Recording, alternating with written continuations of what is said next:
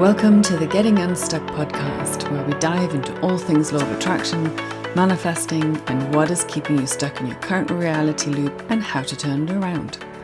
My name is Anya and I am your host. One of the biggest questions when it comes to manifesting your relationship is this: what is keeping you stuck? What is stopping you from having the relationship of your dreams? Do you keep going on dates and ending up feeling frustrated because it's another bad match or another seemingly crazy person that wants to get married ASAP and have 5 babies, or one that still lives with their mother? What is going on? You silently scream inside your head, where are all the good ones at? Or have you almost come to believe that all the good ones are gone? You're getting to the point where it almost seems like a good idea to just accept your fate and resign to the reality that you will be that lonely old woman with her 10 cats in your neighborhood. But before you decide on that fate, let's have a look at what is keeping you stuck in this loop of bad dates and dead-end relationships. Because the thing that keeps most of us stuck is the perception that we have of ourselves and of our relationships. So this may seem really simple, but it can be the source of so much frustration and hurt because most of the time we are not aware of our self-concept. All we know is that we keep on being in this reality loop where we go on dates and they may go okay, only to find out later that it's another dud relationship that is incompatible. What if I tell you that the problem isn't with them, it's with what you are projecting? I don't mean to be harsh or judgmental here. It's just the way that the law of assumption works. Everything is a reflection of you. Everything. If you believe that all the good ones are gone, then they are, and you only get to go on dates with the dregs of the barrel. And even if they are one of the good ones, you can't see them that way because your expectation is for them to be no good. And so they have to meet your expectation and be no good for you. Your expectation is setting the tone. You may not realize that your expectation is what is off, that it's focused on finding dates that end up wasting your time. But if you look at what you've been experiencing, you will find the answer to that question. What has been the predominant experience for you? What feeling have you been experiencing the most in your dating scenarios? This kind of questioning will give you important information about what it is that you are expecting to happen. Because the fact that it has happened is telling you that this is your manifesting direction. It's your attraction point. It's not always easy to recognize what our habitual expectations are. We just do it on autopilot. It's kind of what you've always done, and it's what society tells us to do. We believe in the conditioning of social media, and it's supported by our friends who also tell us to hope for the best but expect the worst.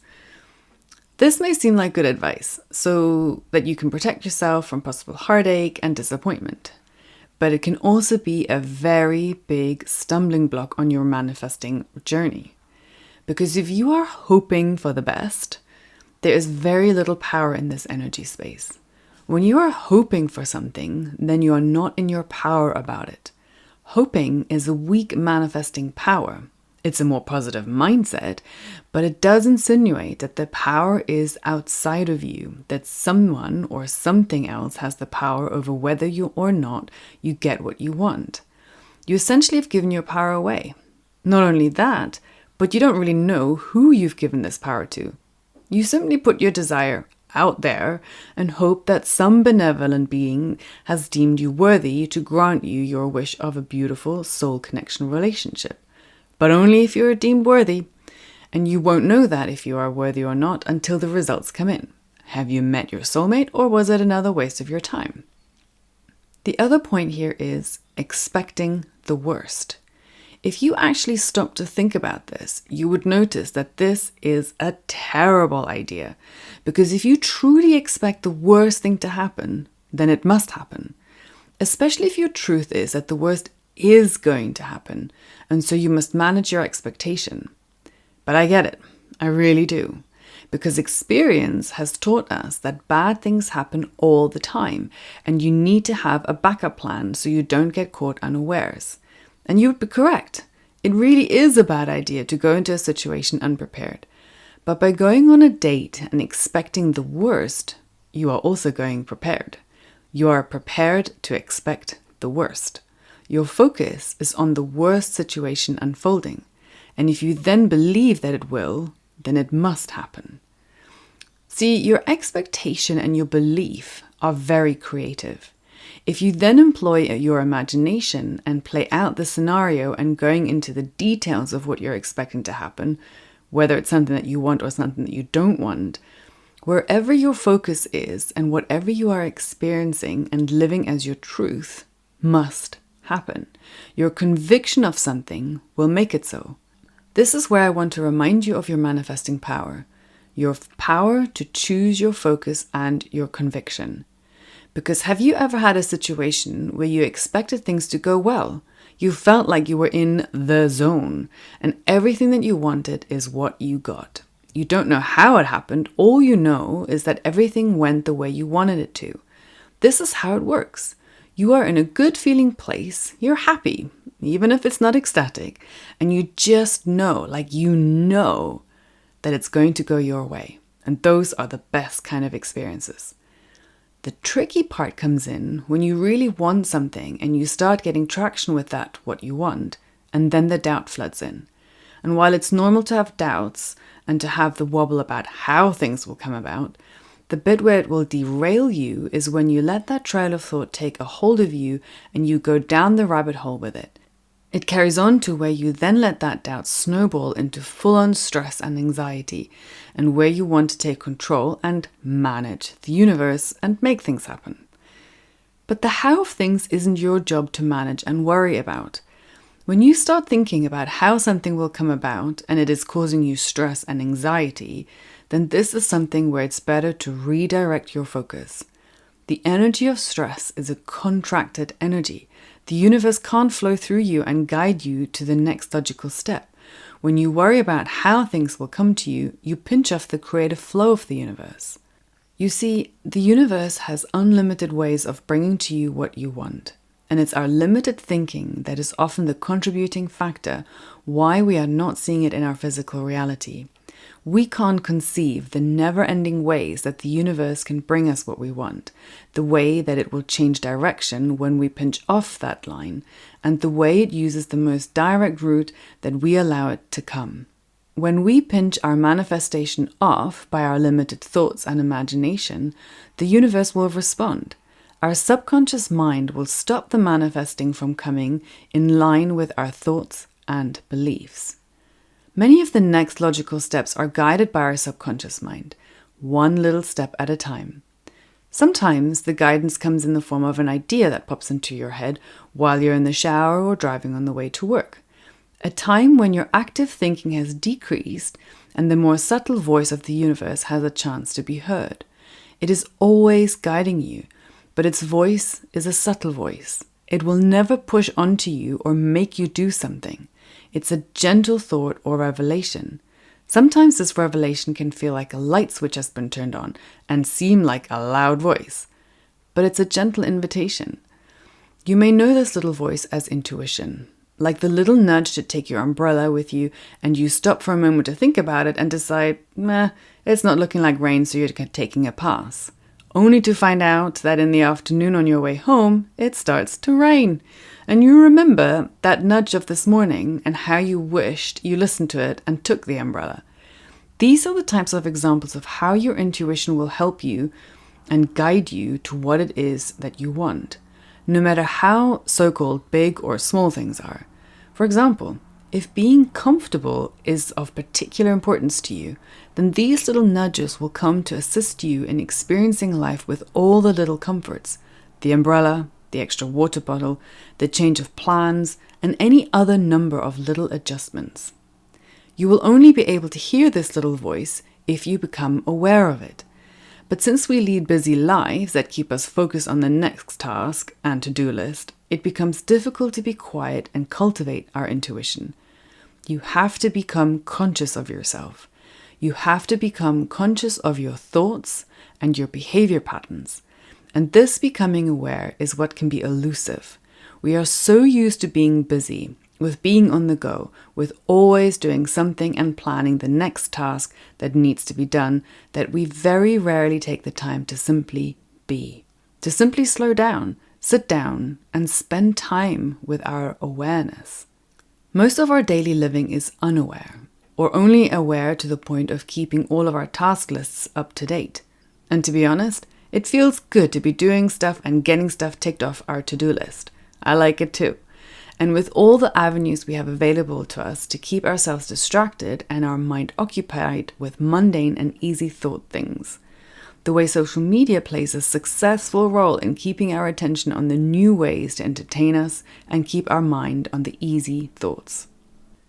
Because being able to hear and listen to our intuition, we have to switch off distractions, put away the easy thought distractions, and actually tune into ourselves. For most of us, this is a very foreign concept, to become quiet and listen to the voice of our intuition and our higher self. There does seem to be a resistance to being without doing, but only by becoming quiet can the little voice of intuition become louder and clearer. Once you connect to your intuition and you become aware of the ways that the nudges come to you and you know them to be from your intuition, is when life becomes more fun. You will notice the way that you just kind of know things. You end up in the right place at the right time more often. And life just feels a little easier. Things flow more easily and you don't have to try so hard. And that is why it's important to know what it is that you want, because that is how your intuition can guide you to it easily. This also brings me to the next hurdle that can keep you stuck and in a cycle of not quite getting what you want. And that is split energy. Split energy happens when you want something, but at the same time, either have a contrary belief about it, or you aren't really sure you want it, and so you split your focus and attention onto something else, bouncing back and forth between what you want and the other thing that you maybe should want instead, or whatever other belief that contradicts what you want. For example, you are wanting to date with the end result being a loving and committed relationship. You've been through enough dating scenarios to have a pretty good idea what you are looking for. This could be someone who you are attracted to, who keeps themselves physically fit and who takes care of themselves. They take care of their body and make it a priority to look physically good. This person could be someone that society at large would call a god, an Adonis, and he would be considered a catch. And if you managed to snag this guy, you would be lucky. And of course, you'd be in seventh heaven, right? The tricky part for you in this example may be that you would feel lucky that this guy is giving you his time and attention. The split energy part would show up if you felt that you are lucky that he is even looking at you. You who likes to have the extra portion of fries and dessert. You who is a far cry from a size 8. You whose thighs touch. Can you see where I'm going with this?